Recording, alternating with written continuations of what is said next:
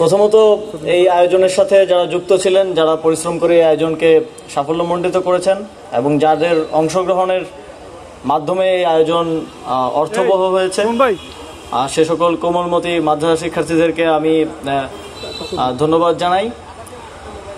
এবং আগামী দিনগুলোতে আমরা আরও বড় পরিসরে শুধু মুরাদনগর না, সারা দেশে পবিত্র মাহে রমজান মাসে যেন আমাদের পবিত্র ধর্মগ্রন্থ আল কোরআন নিয়ে আমরা প্রতিযোগিতা করতে পারি এবং এর মাধ্যমে আমাদের তরুণ সমাজকে, সমাজের যেই খারাপ প্র্যাকটিসগুলো আছে, যেমন মাদক আছে, সন্ত্রাস আছে, সেখানে যেন তারা জড়িয়ে না পড়ে, সেটা নিশ্চিত করার জন্য এই ধরনের কর্মসূচি আমরা আরও দেশব্যাপী নিব।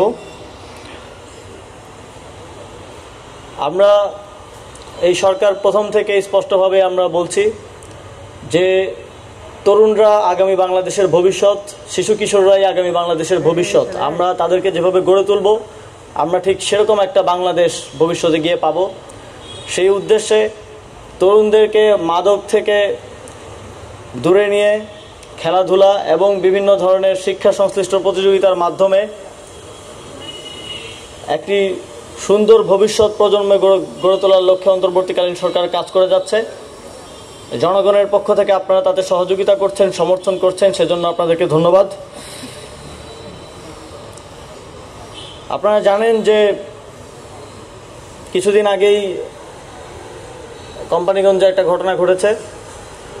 অত্যন্ত দুঃখজনক যে এই জুলাই গণঅভ্যুত্থানে শত সহস্র শহীদের রক্তের বিনিময়ে আমরা যে স্বাধীনতার কথা বলছি, সেখানেও পূর্বের মতো বিভিন্ন উপায়ে চাঁদাবাজি, সন্ত্রাসের মতো ঘটনাগুলো চলমান আছে।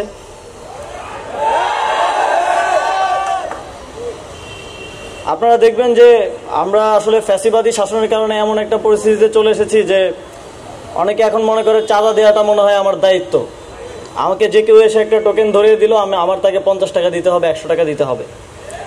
আবার যারা চাঁদা নেয় তারা মনে করে যে এটা আমার অধিকার, কারণ দীর্ঘদিন ধরে তো এভাবেই চলে আসছে, এখন কেন চলবে না। কিন্তু তাদেরকে আমরা স্পষ্টভাবে একটা বার্তা দিতে চাই, জুলাই গণঅভ্যুত্থানের পরে পূর্ববর্তী আর কোনো এ ধরনের প্র্যাকটিস আর বরদাস্ত করা হবে না।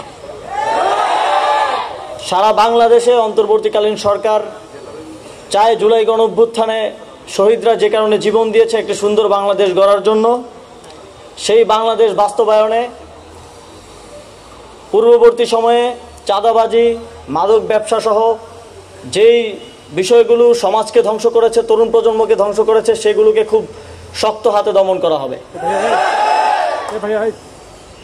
আমাদের সৌভাগ্য যে আমাদের এখানে এখনো সচেতন মানুষজন আছে যারা এই চাঁদাবাজির বিরুদ্ধে রুখে দাঁড়িয়েছে, যারা আঘাতপ্রাপ্ত হয়েও এই চাঁদাবাজির বিরুদ্ধে প্রতিবাদ করেছে।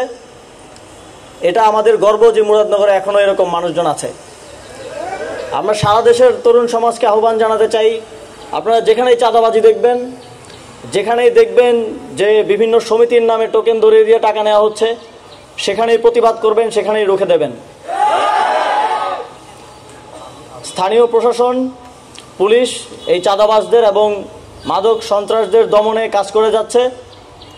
আমি মুরাদনগরবাসীকে আহ্বান জানাবো, আপনারা স্থানীয় প্রশাসনকে সহযোগিতা করবেন তথ্য দিয়ে, এবং যে কোনো প্রয়োজনে তাদের পাশে দাঁড়াবেন যেন এই ধরনের চাঁদাবাজি এবং সন্ত্রাসের বিরুদ্ধে তারা যথাযথ পদক্ষেপ নিতে পারে। সর্বোপরি আজকে এত সুন্দর একটি কর্মসূচি হাতে নেওয়ার জন্য এবং আয়োজন করার জন্য আমি মুরাদনগর উপজেলা প্রশাসনকে ধন্যবাদ জানাতে চাই, এবং আপনারা যারা এই আয়োজনকে সাফল্যমণ্ডিত করেছেন, অংশগ্রহণ করেছেন, আপনাদেরকে আবারও বিশেষভাবে ধন্যবাদ জানিয়ে আমার বক্তব্য শেষ করছি। আসসালামু আলাইকুম।